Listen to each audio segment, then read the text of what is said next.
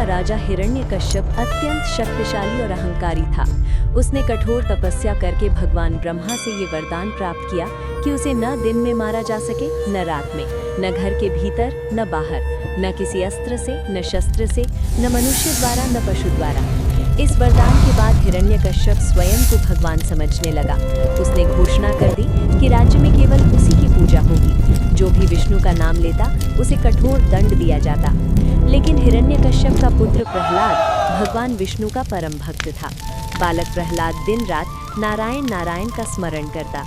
ये देखकर हिरण्यकश्यप का क्रोध बढ़ता गया।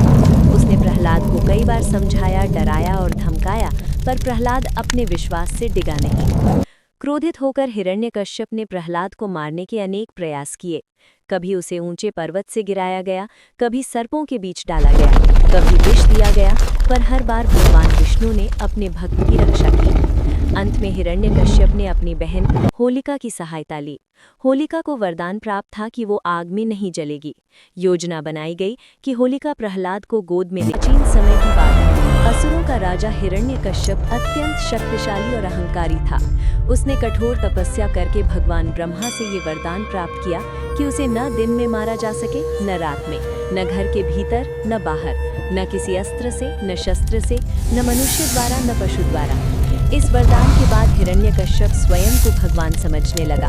उसने घोषणा कर दी कि राज्य में केवल उसी की पूजा होगी। जो भी विष्णु का नाम लेता उसे कठोर दंड दिया जाता।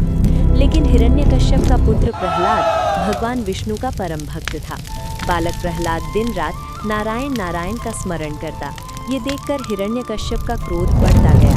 उसने प्रहलाद को कई बार समझाया, डराया और धमकाया, पर प्रहलाद अपने विश्वास से डिगा नहीं। क्रोधित होकर हिरण्यकश्यप ने प्रहलाद को मारने के अनेक प्रयास किए।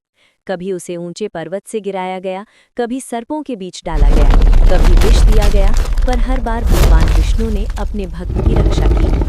अंत में हिरण्यकश्यप ने अपनी बहन होलिका की सहायता ली। होलिका को वरदान प्राप्त था कि वो आग में नहीं जलेगी।